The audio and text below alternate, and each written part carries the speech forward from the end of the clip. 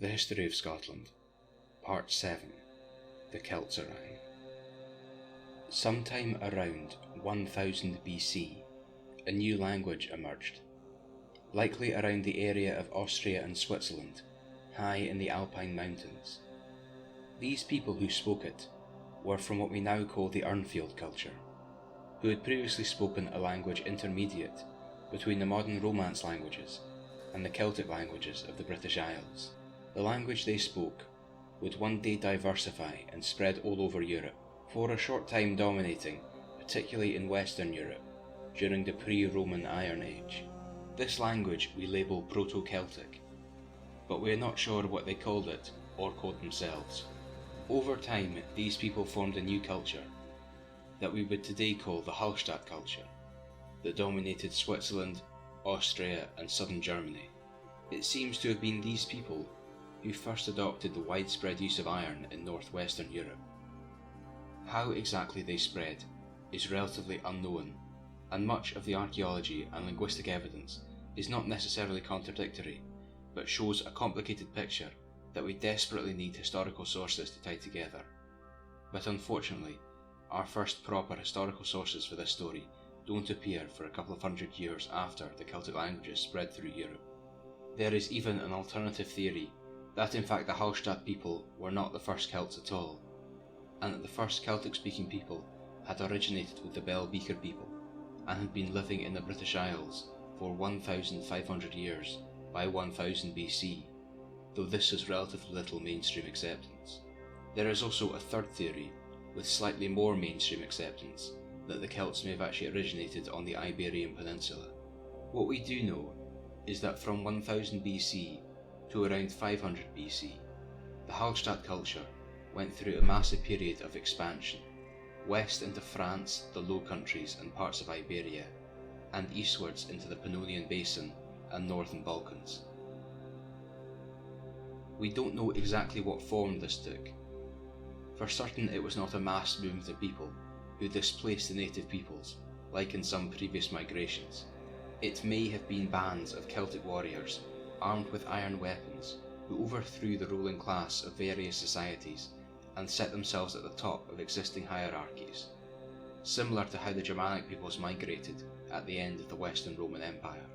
It may have also been in places a cultural expansion, where the Celtic languages became prestigious for some reason and were adopted by local elites throughout Europe, along with Celtic-inspired material culture.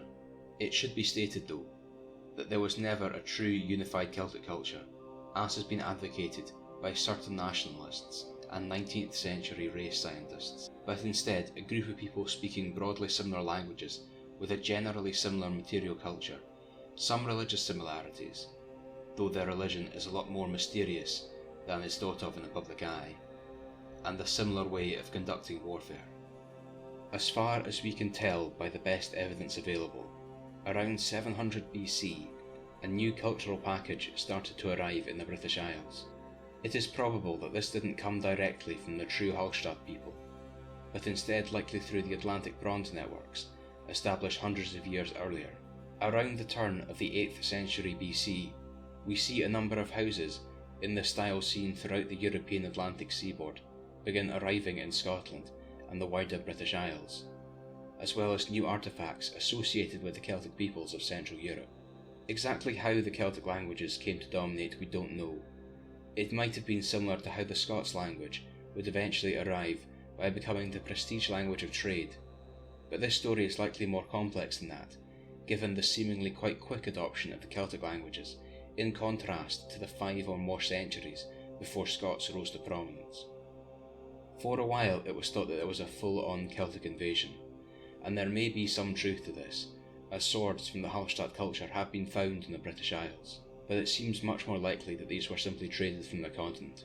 We do know for certain that Celtic warriors on the continent did launch a number of invasions around this time, and the unstable political landscape of Britain would have been relatively easy to take over by a new and organised people, and yet the only evidence of this we have is still the bronze Celtic swords, and it seems more likely that these were owned by non-Celtic people, or at least recently Celticised people in touch with their non-Celtic past, who didn't bury them, with their warriors like the Celts did, but bent them and threw them into lakes, like the people of the British Isles had done for millennia. It is highly unfortunate that the Celticization of the British Isles occurred just a few hundred years or so before we could have used primary sources to answer our question. But by 4 to 500 BC, in the Latin period of continental Europe, we get what is undeniably truly Celticized culture in the British Isles. How long non-Celtic elements of society lasted is generally difficult to tell. Generally speaking, the language and culture of the lower classes can often maintain older influences for longer than the nobility, and telling when languages die out is complicated. It is completely possible that there were pre-Celtic elements of society present in Ireland or Scotland as late as 500 AD, well after the arrival of the Anglo-Saxons in England, and for some time it was thought that the Picts of Dark Age Scotland may have been pre-Celtic, although now enough about their language is understood that we know this is almost certainly not the case. It does seem, though, that Scotland, especially north of the Firth of Forth, remains relatively culturally unique during this time period, despite adopting many of the customs of wider Celtic society. How distinct Scotland was from the rest of the British Isles during this period, though, is debatable. By the 2nd century BC, Ireland was already significantly different, with its own unique material culture and its own different unique branch of the Celtic languages. But Scotland is a harder question. We are now relatively sure the languages spoken in Scotland were closely connected to those spoken further south, with those in the south of Scotland being clearly very closely connected and probably what could reasonably be counted as a dialect of the common Brythonic language. In the north of Scotland, the situation is more confusing, as with many things concerning the Highlands at this time. The language they spoke was probably an early form of what would later be identified as Pictish, though it is possible that more standard Brythonic languages were predominant in the Highlands at this time. It is also possible that Pictish, which is itself a Brythonic language, just a particularly strange and divergent one, had not yet diverged from other Brythonic languages at this time. As mentioned earlier, though, there is plenty of material evidence to suggest that at this time Scotland, especially the Highlands, were in many important ways distinct from the rest of Britain, with its brochs and crannogs, as well as unique styles of adornment and agriculture. It is at this time too that we get a revolution in the methods of warfare in ancient Scotland. We know that the ancient Scots inherited horses and carts from the Yamnaya, although the evidence for this is scant, but from 500 BC we see considerable evidence of chariots being used in warfare. Chariots had been used in warfare in the Near East for hundreds of years, but were generally dying out in favour of conventional cavalry and infantry. But just as they were dying out elsewhere, they arrived in Britain and were quickly adopted.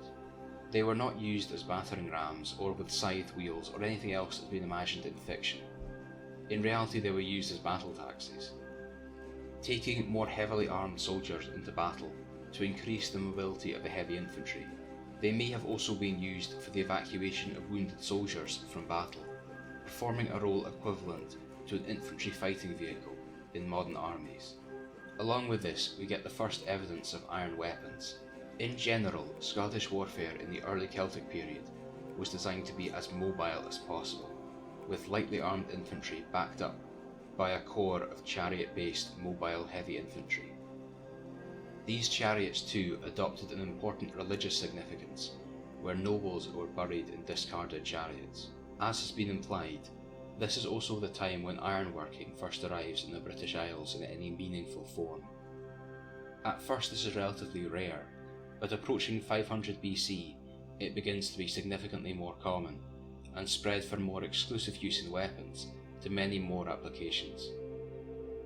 Iron is incredibly common, much more so than copper and tin, and as such with the right knowledge can be produced much more cheaply and can be used more widely than bronze.